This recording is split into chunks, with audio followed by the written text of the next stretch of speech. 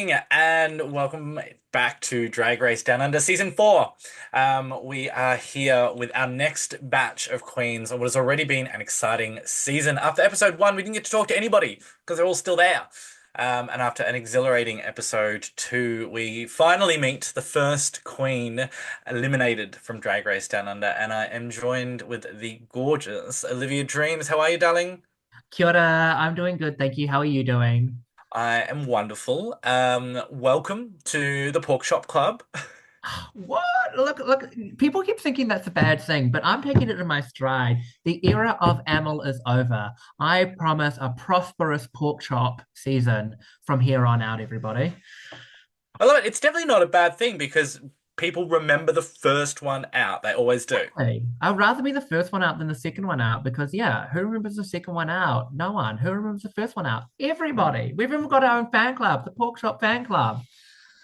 Exactly. And maybe that'll line up your chances for a return one day. Who knows? Hey, look, if was it who was it on the UK versus the World season 2? Who was the pork chop who came back? Look at that. Buffy Kendall. There you go. You Yeah, could be the Buffy next Kendall. Buffy. I could be the next Gothy Kendall if I got better at makeup. But anyway, You've got a lovely painted mug. yeah, Jeez. Give yourself more credit. no. So you might be first out, but you still got 2 episodes to shine on there. Obviously, the first big surprise for you ahead of the season was no Rue, but Mama Michelle instead. How'd you feel about going into it, knowing you didn't have Rue, but you had the gorgeous Michelle Visage instead? Oh, it was really, really nice, like really great, really magical experience. Michelle just gets dragged in Australasia, right? She just understands our weird, twisted humor, our references, our nuances. I think it was a really good decision to have her step up into the hosting seat because she just exudes this motherly love. And that's not to discredit Rue or anything, but I think Michelle just gets us. She gets us. We're weird, we're depraved, but she likes that. She understands that. Absolutely. And she's got that mothering as well. Mhm. I think it was really good to see sort of watching back the first 2 episodes is she's nothing different. Mother is mothering. Mother is mothering entire. Yeah, she's just like stepping into a room with Michelle. She just exudes this aura of confidence and this aura of safety. Like she doesn't even have to speak. Just being in the same room as her just instantly uplifted you. And you're like, oh my God, you were always on the edge of your seat waiting for her to say something or do something. Absolutely. And you could see that when you watched that first episode and it was just she's here. She's She's great. him. Yeah. Yeah. Now, speaking of being in the workroom, obviously you get in there, there are then 10 of you there. Some of you know each other, some of you don't. Did you know of any of the other queens before? So I've known Lucina for quite a while. She did a lot of my wigs actually. And I've heard of a few others like Max, and Nikita, but all the others were absolutely new to me, brand new to me, hadn't heard of them, not even a whisper. So it was really interesting, yeah, going into the room and meeting such a diverse range of individuals. Probably means you were less likely to shit yourself when you realized you were paired with Lazy Susan. Yeah, absolutely. Like honestly, my first impression of Lazy, there's that audio clip in episode 1, and it's me going, I really underestimated Lazy Susan because I did, because she's just got such a weird and depraved mind, and I absolutely love it. Like the creativity that flows from Lazy is just mind-bogglingly like awesome. But yeah, like it was nice not having that, I guess, existing pressure until, that first runway. Absolutely. Now, obviously, you didn't have that impression of her. Was there any out of the first 10 girls, sort of, so the other 9 girls, as soon as you walked in, where you did go, oh, fuck, that's the one to watch? When I walked into the workroom, did my little line, did my little posing. Out of the corner of my eye, I caught Max's long blonde wig, and I was like, "Oh fuck!" And I was like Lazy did. I was so tempted just to turn around and be like, "Well, I'm going. I'm going. This is nice, everybody." Because I remember hearing whispers that she was on prior to going to filming, and I turned to my partner and I said, if she's on, I'm just leaving. I'm not even going to step into the workroom. That's it. So yeah, like clocking Max there, I was like, oh my God, this is the season. This is the season to watch because there's so many talented queens there. What's so formidable about her reputation? she's just such a powerhouse performer. Like we've all seen that video of her where she did the cartwheel into the splits, and like she just knows how to command a stage. And so, like Vibe said, like we hope all the songs are ballads because Max can lip sync the house down, no sweat. And what was your number one strength you think you were taking into the competition? I kind of wanted to come into the competition as that dark horse, that sort of because I assumed people wouldn't know who I am, wouldn't have come across me before, so wouldn't know what to expect from me, and kind of leave them guessing as to okay, so what is Olivia bringing? Um, my strength is when it comes to hosting or improv. Like I think I'm naturally very comedic. I think doing a like a roast or a an improv challenge would have really like been my bread and butter.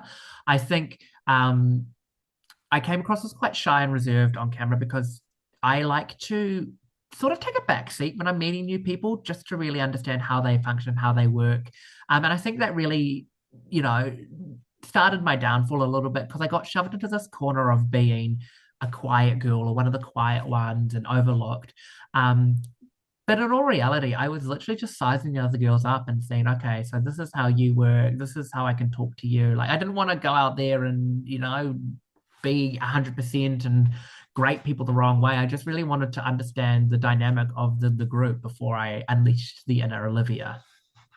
And there's also some big fucking personalities in that room. I mean, anybody that's got to exist in a room with vibe is going to be Oh, honestly, going to she shut it. is like we I think I'm very loud in terms of New Zealand drag, like very loud in terms of New Zealand. Australian drag is so much louder. And then you've got Vibe, who is just on another level herself. Like you could probably hear her from down the road. That's how loud her and some of the other girls are. It was just literally, I remember walking over to the table after doing my little intro and then just getting peppered by all of them, like loud as bells, where you from? What's your name? What's your drag? And I was like, whoa, whoa, whoa, whoa, whoa, like one at a time, please.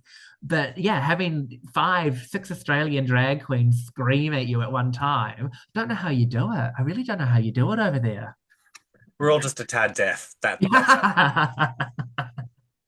Tad deaf in the left ear. Yeah. Um, well, it was a wonderful start for you anyway. And you also got to rep Wellington as the very first Wellington Queen. There was a bit of pressure on your shoulders to do that. Yeah, like this is Wellington's first chance on the main stage of Drag Race Down Under, right? And I think there was that subconscious pressure of this is also the first time that the world's seen what Wellington drag is and what Wellington's drag's like. And I guess I wanted to make sure that I was doing a service to my community. But I think I sort of in my anxious state sort of overplayed that, you know, you've got to do them proud, you've got to do them proud to the point where I was just afraid. I kind of shell shocked myself into this, well, I can't do anything because how will that be perceived sort of mindset. Which I'm, like if I could go back and change anything, that's probably one thing that I'd go back and change is just be me, like be authentically me, be who I want to be without fear of repercussion or fear of judgment from others. Because I think looking back at it now, like I'm happy with what I did. I'm proud of what I did. But yeah, there was just that reserved or shy character that was coming to the spotlight. Yeah, I mean, it's hard to authentically be yourself when you have 400 cameras on you, knowing you're about to be recorded, broadcast to the rest of the world. People are going to be judging you, the judge is going to be judging you, and then you still got to manage to bring yourself forth. That's a lot.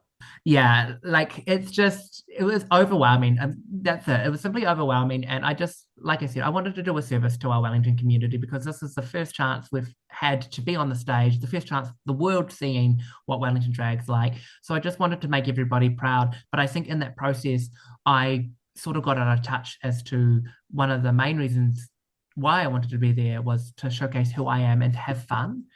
To have, because that's the thing. I went into it being like, just have fun, Olivia. Like, be yourself, enjoy yourself, have fun. But I think I just sort of tripped up along the way.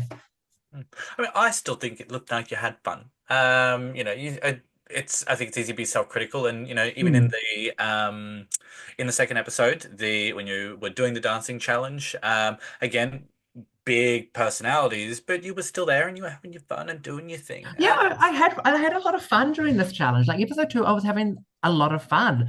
Like I really thought I was, keeping up with everyone else in my group. I was really happy by doing a different, I was rapping instead of singing like everybody else. Like I was pushing myself out of my comfort zone on purpose because I didn't want to.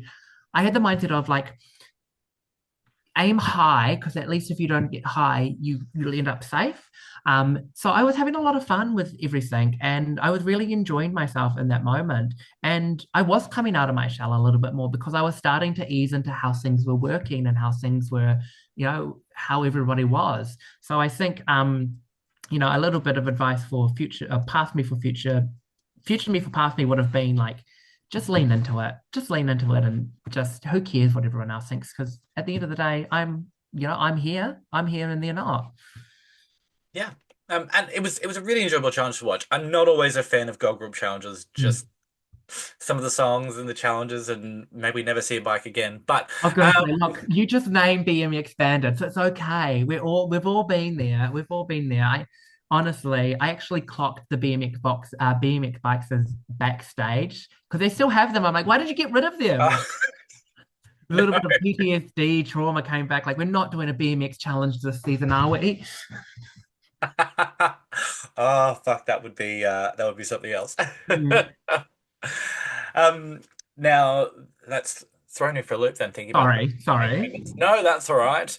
Um, so we finished the challenge, that's right. And it was interesting dynamic in the workroom. I love Mandy's moment, which is like, that's not sheer, it's fucking translucent. Yeah. We still quote that to this day. It's not sheer. It's fucking translucent. Translucent. Yeah. But it was interesting, even though, obviously you could tell she was a little bit pissed off, because she's a fucking design queen. Yeah. Um, there's not been any, like, I would sometimes ask you, like, who do you not get along with or who you're never going to talk to? But it really feels like this group of girls have got a really strong dynamic where you are actually all got along and came out as friends. Am I reading that right?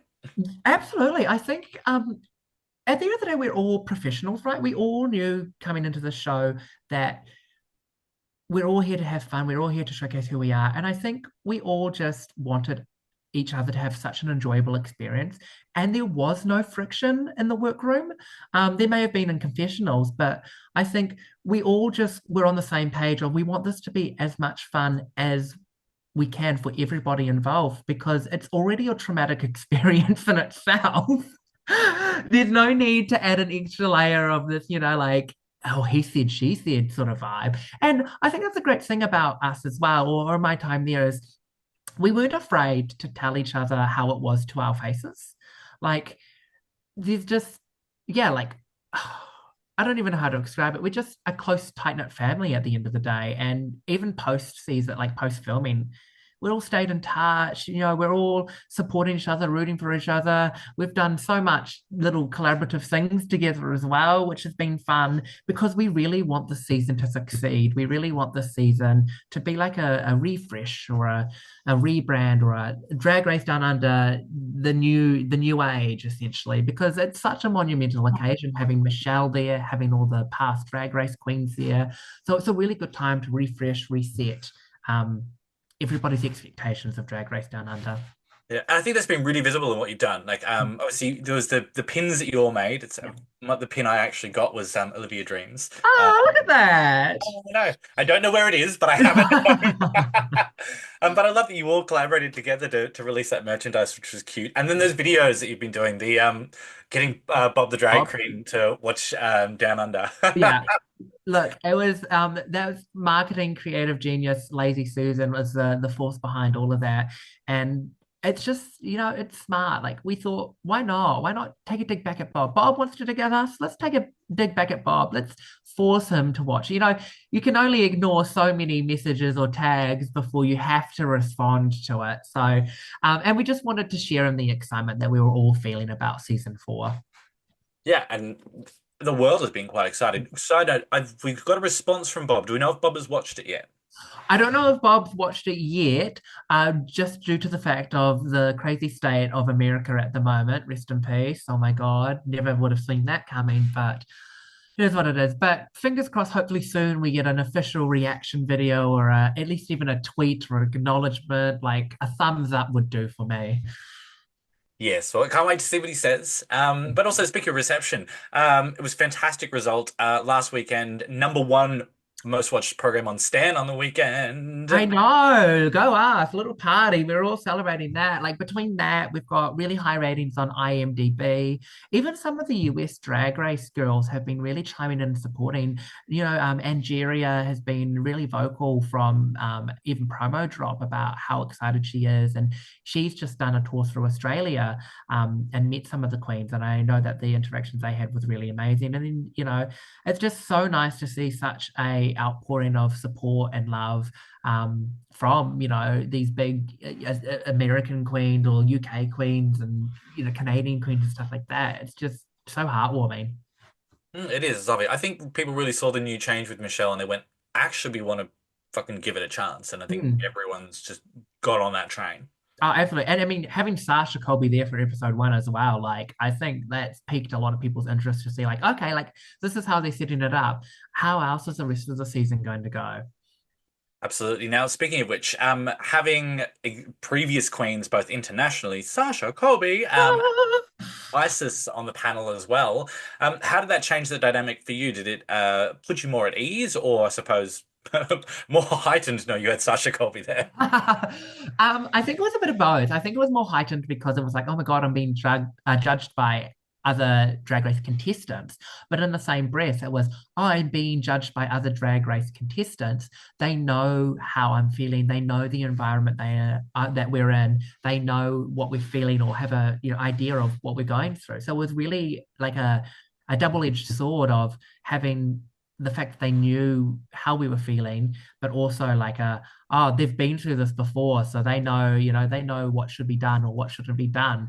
But it was amazing. It was amazing having Sasha there, having the reigning winner of season 15 there, um, having Isis there as our Down Under Supreme, um, just sharing their insights, just sharing their sort of take on our drag because that's at the end of the day we're always growing, we're always developing, and it's nice to get feedback from fellow drag artists about how they perceive your craft. But in saying that, in the same breath, like even some of the critiques that Michelle and Reese were giving were really really insightful, and I don't feel like they ever gave us critiques that were negative or come from a place of malice. I think they all saw the potential in all of us, and especially like Queen and Michelle, to me, the critiques that they gave to me, I think they saw the potential that I didn't see in myself, and were just wanting to sort of push me and break free of this imposter syndrome because, yeah, they knew that I was a star, but unfortunately, at that time, I didn't fully realize that I was a star. Absolutely. And you obviously saw we had that moment with Queen Kong, where she kind of pulled you aside and put you in your place and was like, Yeah, yeah. girl. Come Um, on, get it together, essentially is, and that's what you need sometimes. Sometimes you need a little bit of a tough love or a hard word or just a moment to break it down into reality. And like it may come across as mean or it may come across as quite pointed, but at the end of the day, it's what I needed to hear in the moment. And that's exactly it. I've taken that advice. I've stilled it within myself, and that's what I just keep reminding myself of is like you're a star, you've got so much power behind you, you just need to break free of these shackles that you're putting on yourself. and I think you put that into the final lip sync. And I do a notoriously good job of guessing who I'm going to be speaking to wrong every time. Well, And I mean, just between us girlfriends, I don't think I should have gone home, but not my decision to make. that was my question. I was wondering how you felt about that because I felt like you went into that lip sync and you listened to Queen and you fucking dropped everything behind you, and I thought you gunned it. I really thought, okay, cool. I'm Yeah, not. I went into fight or flight mode, and I was there to fight. I wasn't flying anywhere, so it was fight or fight mode. Um, and I was so I just tapped into this inner peace, and I was like, I'm going to give them a show. I'm going to give them an absolute show. And so I just gave everything that I had in that lip sync. And I was I was riding a almost high, I guess, on it after the lip sync. And so to be sent home, I was just crushed. I was a little bit crushed. Well, I was a lot of it crushed, but I held it together on the stage. But as soon as I was side stage, I just crumpled down into this little pile of tissues and tears, because it was just heartbreaking because I just thought to myself, like, I've let myself down more than anything. I've let myself down. I could have done so much more, but I've just let myself get into my own way. But look, you still did an amazing job, and you've I got a lot, did. I mean, lot I to be made proud it of. a quarter through the season. A quarter through the season. I'm the first bookshop. I'll be remembered forever. Yeah, Um, even if people want to hate on it, I'm still there, still thriving, still living, laughing, loving myself. So exactly. Now, speaking of memorable, one of my favorite memorable things that I always love is Snatch Game. We all know everybody went in with a Snatch Game character in their pocket, which we didn't get to see from you. Who were we going to get to see? oh, look, part of me wants to not tell you because I want it to be a secret. But because I like you so much, Michael, I'm gonna let you in. I was actually going to go in as Miss Lana Del Rey. Oh, Yes. Yes, I was. I thought she's such a weird character that there's so much you could play with her, and you could make her as weird or kooky or not even, you could just take her in any direction. I think there's so much that we don't know about her, but there's so much that we know about her that, you could just take it and run with it. yeah, that's interesting. And this is always an interesting question for Snatch Game. That's something you can, I suppose, actively try and prepare for. Do you sit with someone at home or some friends at the club and try and do your own Snatch Game sort of trial run to see how you go, or just kind of pack it up in your head and go, I'm going to go for it when I get there? No, there was definitely a lot of prep for Snatch Game. Snatch Game was probably one of the only challenges that I was like, I don't want to do this. Like, part of me was like, I just want to go home before Snatch Game. And look, that came true. But no, there were many, many nights here at home where I would get my partner to sit down and then we'd do a faux Snatch Game and we'd just practice and practice and practice and practice. Um, he'd just be throwing random things at me and I'd be doing my best to, rebuttal, try to make it as funny as possible. So there was a lot of prep that went into that one. I can imagine. The poor partners of drag queens, the things Oh, they look have at to go that. through. They are the unsung heroes. Peace goes out to them because they are underpaid and overworked. And how long have you two been together? We've been together about 2.5 years now, so it's been a wild ride. They've been with me most of my drag, well, a good portion of my drag journey. So they've seen the evolution from not day dot, but pretty early on to where I am now. And honestly, been such a great experience having somebody who understands and appreciates drag.